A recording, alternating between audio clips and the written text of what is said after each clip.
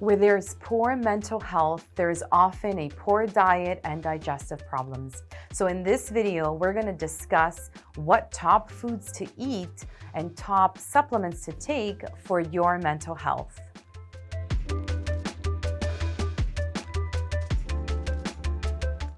Hi, my name is Rita Savoia, and I'm a certified nutritionist and a holistic wellness coach.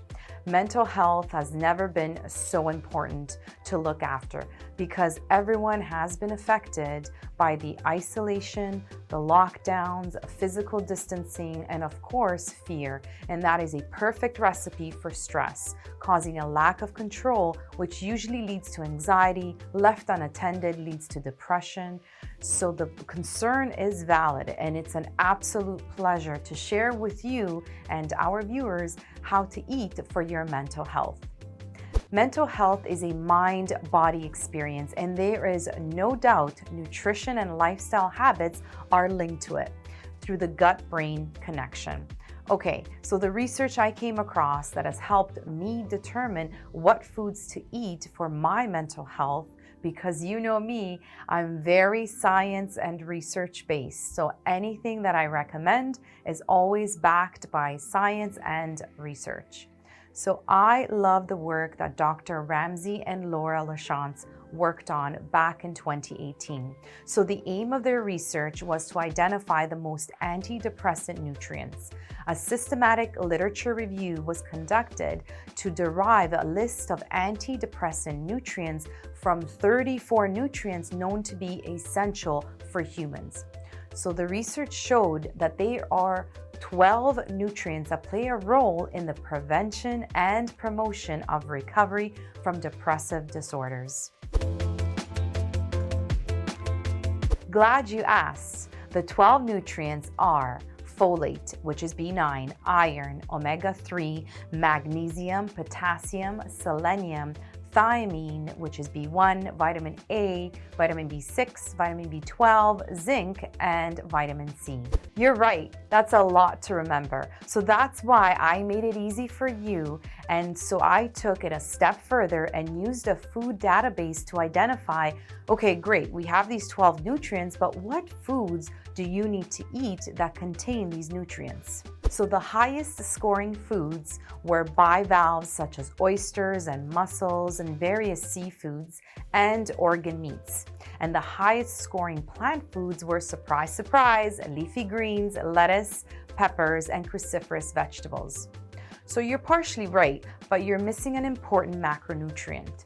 So if you sucked all of the moisture out of your brain and broke it down to its constituents, what you will find is that most of the brain is made up of fats, good fats, healthy fats, also known as lipids.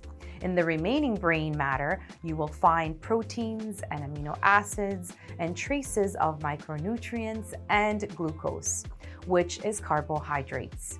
Each component does have a distinct impact on a functioning development, mood, and energy. The fats in your brain are the superstars. They're the omega-3 and omega-6s.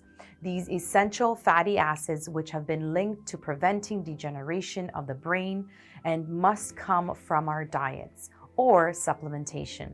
So eating omega-rich foods like nuts and seeds and fatty fish is crucial to the creation and maintenance of cell membranes.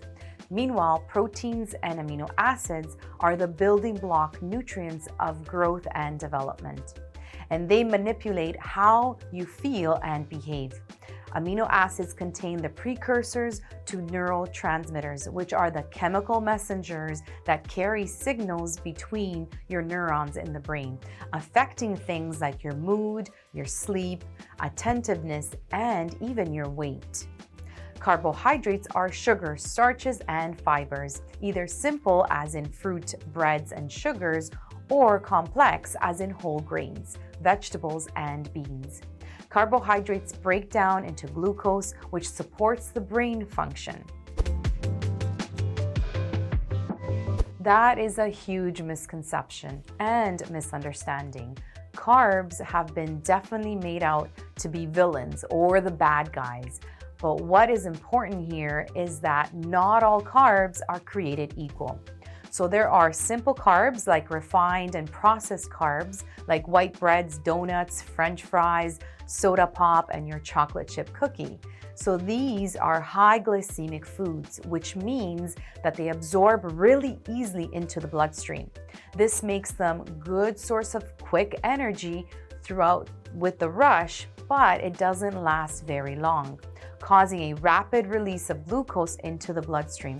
So think of simple as spike, and then comes the dip. Blood sugar shoots down along with your attention span and mood. On the other hand, more complex carbs like whole grain breads, oats, leafy greens, and legumes have a slower glucose release. So these complex carbs have a continuous, slower release, enabling a steadier level of attentiveness for sustained brain power.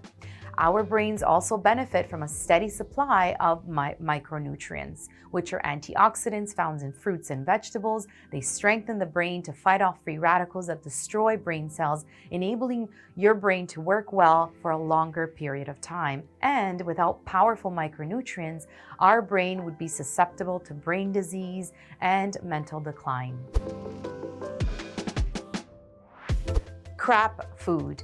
Avoid crap food, which means it contains chemicals, it's refined, it's artificial, and it's processed. Stay away from these foods and eat like your grandmother used to eat. Whole foods from farm to table as much as possible, and of course, organic or local and in season. Well, I usually don't have breakfast because I fast, which we will definitely have another video dedicated strictly to fasting because it's such a fascinating topic.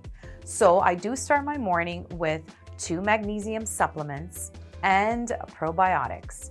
Magnesium is by far my favorite essential mineral. Why? Because of its involvement in over 800 enzymatic pathways. It's deemed the original chill pill as it directly works to suppress cortisol. And a deficiency can increase anxiety and stimulate cortisol. So it's an excellent mood stabilizing mineral. Probiotics are the good bacteria in your gut. And there is so much research indicating that a healthy gut microbiome ensures healthy and stable moods. And the most important reason for this is because one of the main neurotransmitters, which are, again, chemical messengers in the brain, called serotonin, which is that feel-good, happy hormone that helps us with feelings of well-being and happiness. It reduces anxiety and stress. Well, that is actually produced in the gut. 90% of it is produced in the gut. So if you don't have enough of these good guys in your gut, you will not feel happy. I do usually have a coffee, organic coffee of course, because conventional coffee is so toxic. Then I add MCT powder, which is a medium chain triglyceride, a type of essential fatty acids that get quickly absorbed in the bloodstream and are very protective of my brain cells. Then I usually eat within a 6-hour window, my lunch and dinner, which I make sure I have something like a raw or bitter salad like arugula or radicchio. The bitter the better is what I like to say. Well, we want to start the digestive process, and eating the bitter greens first have lots of fiber in them, which kickstarts the digestive juices going. Then I ensure I have plenty of non-starchy vegetables, making up like 50 to 70% of my plate. Okay, so remember what I said about not all carbs are created equal. Non-starchy are those carbs like your cruciferous vegetables, broccoli, cauliflower, Brussels sprouts, also asparagus, rapini, mushrooms, eggplant, peppers, and zucchini. So I do switch up my proteins, either from legumes like beans, chickpeas, or lentils, or from a fish source, such as salmon, mackerel, mussels, shrimps, or scallops. And these also contain healthy fats.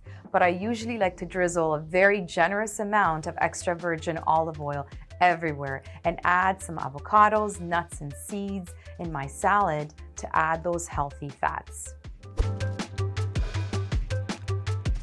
Yes, exactly. And I always say that you want to be eating as much colorful things as possible. The more bright colors, the more antioxidants to combat that free radical damage.